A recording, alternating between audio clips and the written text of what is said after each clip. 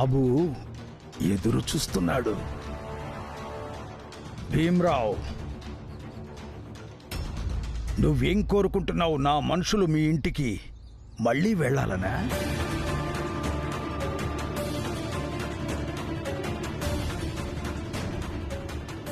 చెప్పండి, ఏం చెప్పాలనుకుంటున్నారు?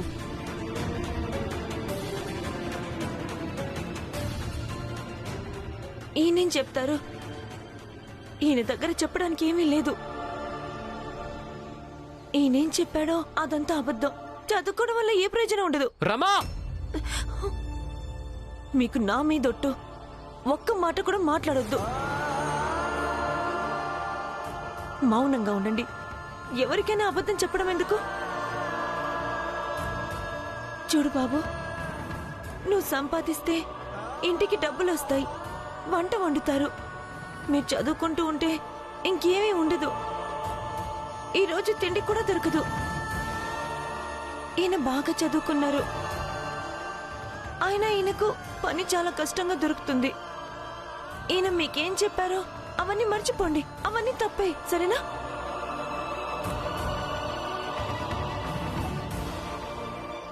అంతే, తనకు చెప్పాల్సింది ఇదే కదా. ధన్యవాదాలు. పదండి.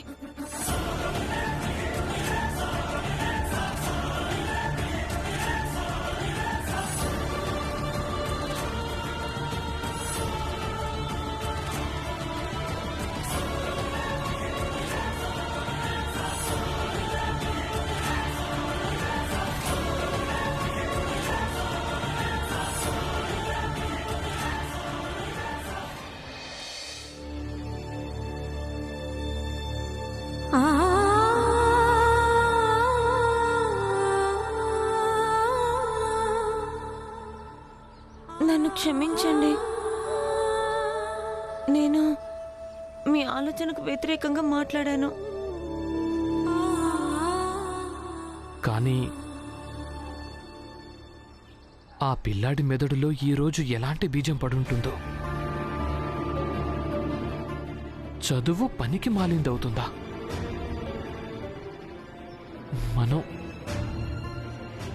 మనిద్దరం చాలా పెద్ద పాపం చేశాం రమా. ప్రపంచం బాధ్యతను మనమేం తీసుకోలేదుగా. ఆ పిల్లాడు మిమ్మల్ని కలవడానికి ముందు పని చేస్తూనే ఉన్నాడు, అలాగే ఇక ముందు కూడా చేస్తాడు. ఇక ఈ విషయం తనకు తన కుటుంబానికి తెలియాలి.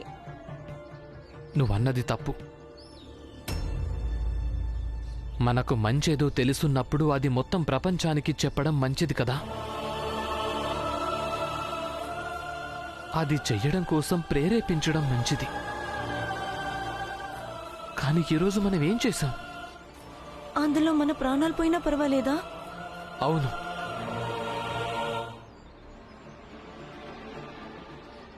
అవును. ఎందుకంటే ప్రతిరోజు చావు భయంతో బతకడం కుదరదు గనక. అంటే భయపడకుండానే చనిపోవాలా? నేను మీతో వాదించలేను. అలాగే ప్రపంచం గురించి నాకొద్దు. మీ ప్రాణాల్ని పణంగా పెట్టి మిమ్మల్ని ఇలా చెయ్యనివ్వను. పదండి. చూడు బాబు, ఈ చిన్న జాతి వాళ్ళు ఉన్నారు కదా, వాళ్ళ మాటలకు ఎలాంటి విలువ ఉండదు. ఒకసారి అదంటారు, ఒకసారి ఇదంటారు. అందుకే నీకు సమానమైన జాతి వాళ్ళ మాటల్ని నమ్ము. అన్నట్టు ఇలా చదువు చదువు అంటూ నీ మనసులో అత్యాశల్ని పెంచుకోవద్దు. వెళ్ళి నీ పని చేసుకో. మీరు చెప్పింది నిజమే. చదువుకుని స్వయంగా ఆ వ్యక్తి ఏం చేయలేకపోయినప్పుడు ఇంకా నేనేం చేస్తాను? ఇంకొక విషయం గుర్తుపెట్టుకో, ఇలాంటి చిన్న జాతి వాళ్లను అన్నా అని పిలవడం మంచిది కాదు. గుర్తుపెట్టుకుంటాను. వెళ్ళు. చిన్న జాతి నా మాట వినమంటే నిరాకరిస్తుందా? రమా ఇంకా ఇప్పటికి ఎందుకు రాలేదు? వెళ్ళండి, వెళ్ళి వెతికి తీసుకురండి. వెతకాలన్నా ఎక్కడ వెతకాలి? ఎక్కడున్నారో ఏమో. వాళ్ళు ఎక్కడున్నారని ఆలోచించకండి, ఎలా ఉంటారని ఆలోచించండి. వాళ్ళు ఇక్కడి దాకా మా అందరినీ విరగొట్టి వెళ్ళిపోయారు. ఇక అక్కడ రమ ఇంకా భీమ్ ఇద్దరు మాత్రమే ఉన్నారు. ఈ పాటికే దంచికొట్టి మసాలాగా మార్చేసుంటారు. రామ్జీ, ఇప్పుడు నువ్వు ఇది ఆలోచించు, వాళ్ళిద్దరి వైద్యం కోసం ఆసుపత్రిలో ఎంత ఖర్చు అవుతుందోనని. బాబాయ్, నేను నా భర్తను తీసుకొచ్చాను. అలాగే వైద్యానికి కూడా డబ్బేం ఖర్చు కాదు.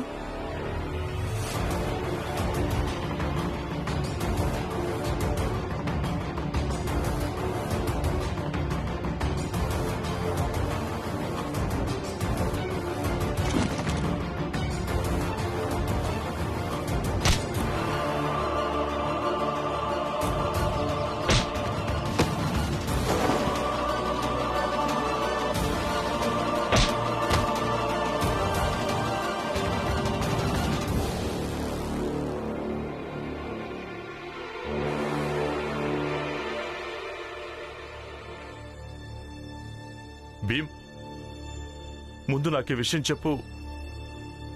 ఎవరతను చెప్పు. ఉన్నత జాతి యాహం నిండిన ఎవరో ఒక వ్యక్తి.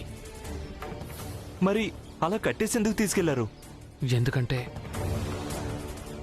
నేను వాళ్ళ జాతిలో ఎవరైనా పిల్లాడికి అలాగే ఎవరికీ ఈ మాట చెప్పకూడదని, వాళ్ళు చదువుకోవడం మంచిది అని, అలాగే పని చేయకూడదు అని. చాలు, దేని గురించి అనుమానపడ్డానో అదే జరిగింది. నాకు ముందే తెలుసు, ఏదో ఒకరోజు ఈ భీమ్ చదువు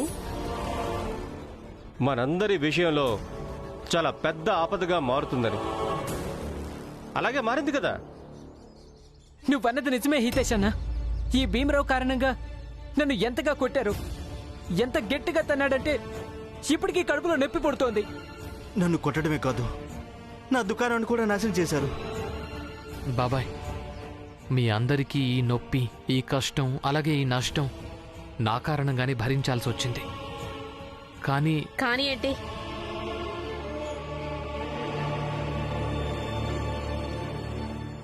ఇదంతా జరిగిన తర్వాత కూడా కానీ అనడానికి నీ దగ్గర ఏదైనా కారణం మిగిలిందా? భీమరావు, మేమంతా ఇక్కడ నీ ఉపన్యాసం వినడం కోసం నిలబడలేదు. మేమంతా ఇక్కడ ఏం చూడ్డానికి నిలబడ్డామంటే ఈ రామ్జీ మా అందరికీ ఎలా న్యాయం చేస్తాడా అని. రమాబాయి మీద బురద చల్లడం జరిగినప్పుడు రామ్జీ ఏమన్నాడంటే అది తన ఇంటి విషయం అన్నాడు. అలాగే మన నోరు మోయించాడు. కానీ రామ్జీ, ఈరోజు ఇది నీ ఇంటి విషయం కాదు, ఈ విషయం మా అందరిది. ఒకవేళ నువ్వు నిజంగానే న్యాయం చెయ్యాలనుకుంటే భీమ్ ఇంకా రమను ఇంట్లోంచి గెంటేసే.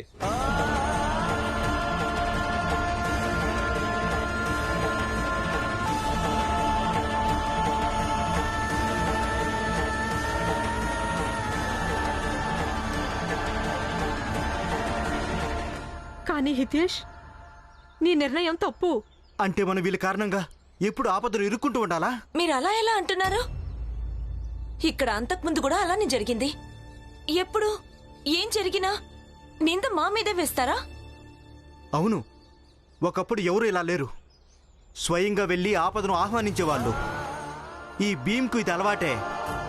ఎప్పుడు ఉపన్యాసాలు ఇస్తూ ఉంటాడుగా, ఇక ఆపదను తీసుకునే వస్తాడు. ఇదిగో ఇప్పుడు తీసుకొచ్చాడుగా. ఇక ఇతను తన అలవాటును మార్చుకోడు. అలాగే వాళ్ళు మనల్ని వదిలిపెట్టరు. ఇతని కోసమని మనం ఎందుకు దెబ్బలు తినాలి? కానీ ఇవన్నీ ఇంకొకరి విషయంలో కూడా జరుగుతాయి కదా. ఎప్పుడైనా బయటెవరో ఏదో అంటే ఇక దానికి ప్రతీకారం తీర్చుకోవడం కోసం జనాలు ఇక్కడికొచ్చి ఈ రకమైన విధ్వంసం చేయొచ్చు. కానీ దాని అర్థం మనం ఆ వ్యక్తిని ఇంట్లోంచి బయటకు గెంటెయ్యాలని కాదు కదా. అది సరైందా బాబాయ్? ఒకవేళ రేపు కూడా మీలో ఇంకెవరికైనా ఇలా జరిగితేనో అప్పుడేం చేస్తారు?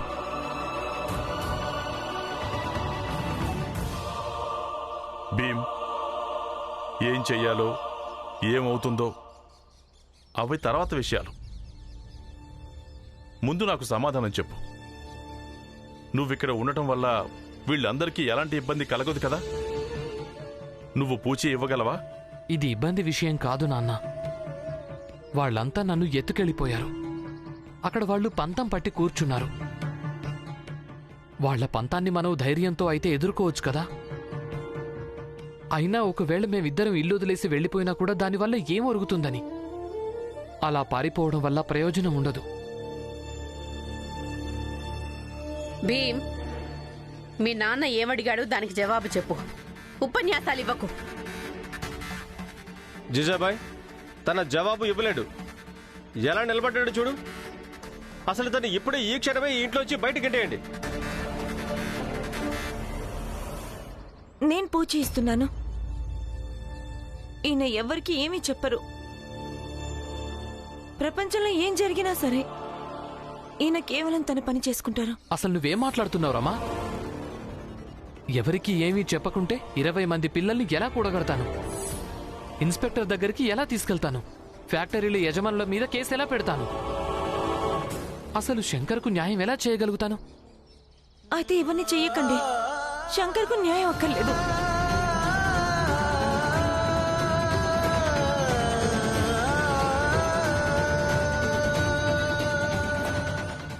ఇలా చూడండి, చూడండి, ఈ భీమరావును చూడండి. ఇతనికి న్యాయం మీద ఎంత ఆసక్తి ఉందంటే మనందరి శాంతిని మింగేయనంత వరకు ఇతనికి ప్రశాంతత దొరకదు. మీరు ప్రశాంతంగా ఉండండి. నేను చెప్పిన దానికి నమ్మండి. అలాంటిదేమీ జరగదు. వాళ్ళు ఎలా చెప్పారో మేము అలాగే చేసి వచ్చాం. ఈ విషయం ఇక్కడితో ముగిసిపోయింది. అలాగే ఇక నుంచి ఇలాంటి విషయాలు ఈయన కారణంగా జరగవు.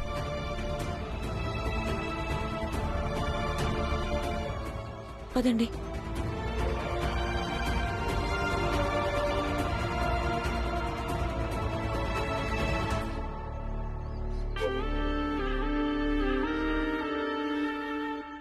ఈ విషయం ముగిసిపోలేదు, ఎప్పటికీ కూడా ముగిసిపోదు. ఆ భీమ్రావుకు కొంచెం పొగరు ఎక్కువగా ఉంది. నాకు ఇదే అస్సలు నచ్చడం లేదు. ఎవరికైనా పొగరనేది నా జాతి ప్రకారం మంచిది కాదు. వాడేం చెప్పలేదు, కానీ వాడి భార్య అన్ని మాటలు చెప్పింది. ఇప్పుడు నాకేమనిపిస్తుందంటే వాడి గొంతుని ఎలాగ నులమాలా అని. ఇక ముందేం మాట్లాడకూడదు. ఇలాంటి విప్లవం తీసుకురాకూడదు. అద్భుతం.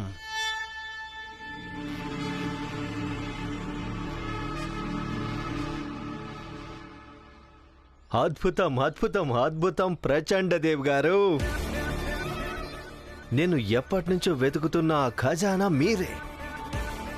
మీరు ఆ భీమ్రావ్ విషయంలో ఏం చేశారో ఆ కారణంగా మీ మీద నా మనసులో గౌరవం పెరిగింది. అందుకే నేను మిమ్మల్ని సన్మానించాలనుకుంటున్నాను.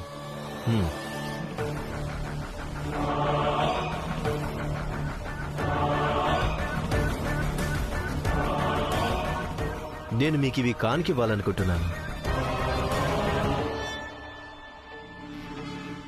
ముందు నీ పేరు చెప్పు. నరోత్తమ్ జోషి.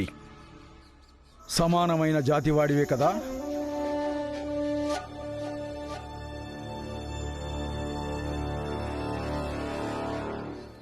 పోన్లే, కనీసం భీమిప్పుడు మాటిమాటికి జ్ఞానాన్ని పంచడం మానేస్తాడు.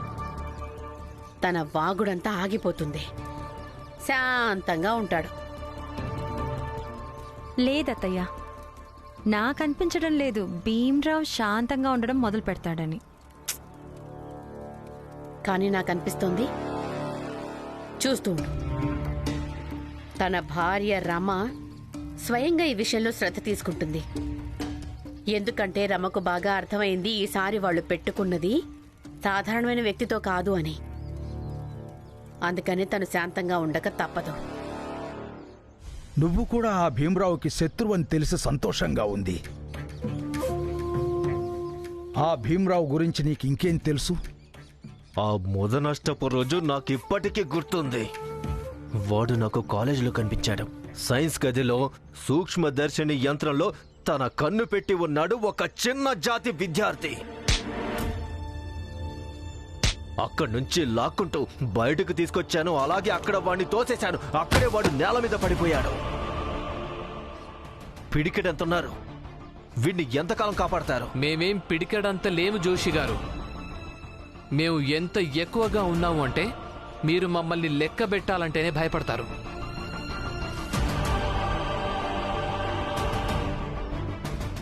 ఒకవేళ మీరందరూ ఇక్కడ ఉండాలనుకుంటే అప్పుడు భీమరావు అలాగే తన కుటుంబాన్ని ఇక్కడి నుంచి గెంటేయండి.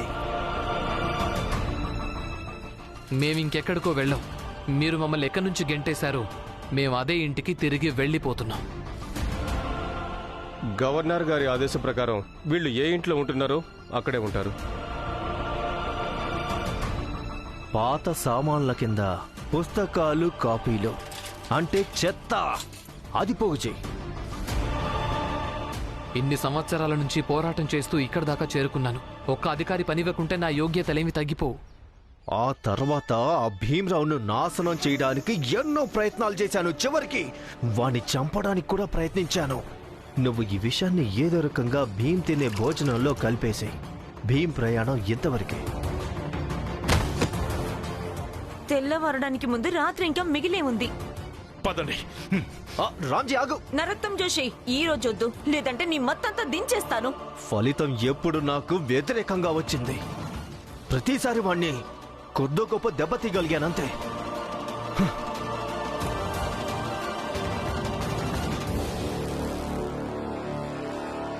ఇక్కడే దెబ్బతిన్నావు నరోత్తం.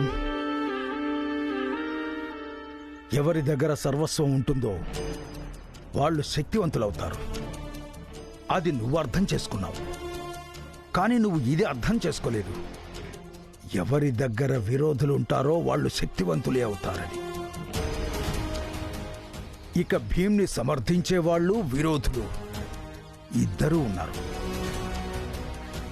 నువ్వు భీమ్ మీద ముఖదాడి చేస్తూ వచ్చావు. నిజానికి నువ్వు దాడి వేరే ఇంకెక్కడో చేసి ఉండాల్సింది. సరే, అక్కడ నేను చేస్తాను. ధర్మం కేవలం ఎక్కడ బలంగా ఉంటుందంటే ఎంతో మంది నమ్మకం ఉన్న చోట. ఇప్పుడు అదే అవుతుంది. ధర్మం మనది, ఇక నమ్మకం ఆ చిన్న జాతికి చెందిన వాళ్ళది.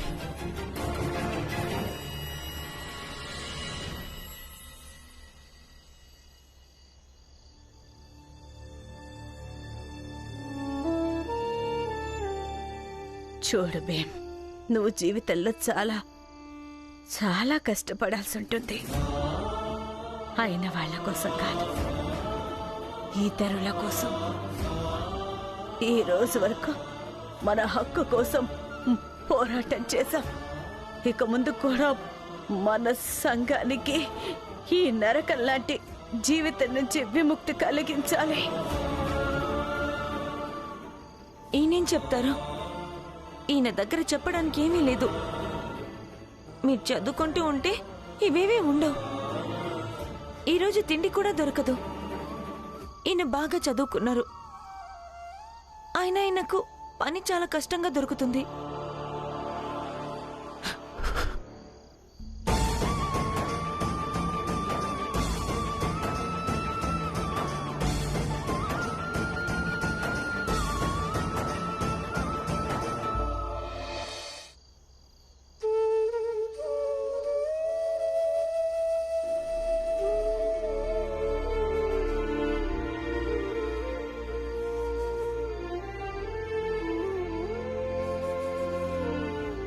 నాకు తెలుసు మీరేం ఆలోచిస్తున్నారు.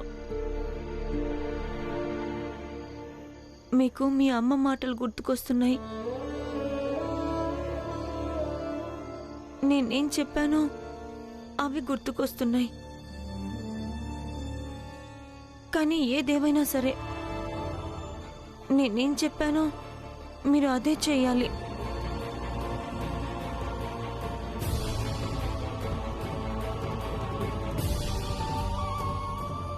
భీమ్రావ్ అంబేద్కర్ మీద ప్రపంచం మొత్తానికి హక్కు ఉండాలి.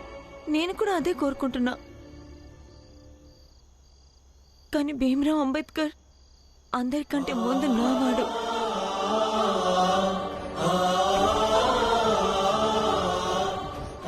తనకేదైనా జరిగితే ఈ రమ బతకలేదు.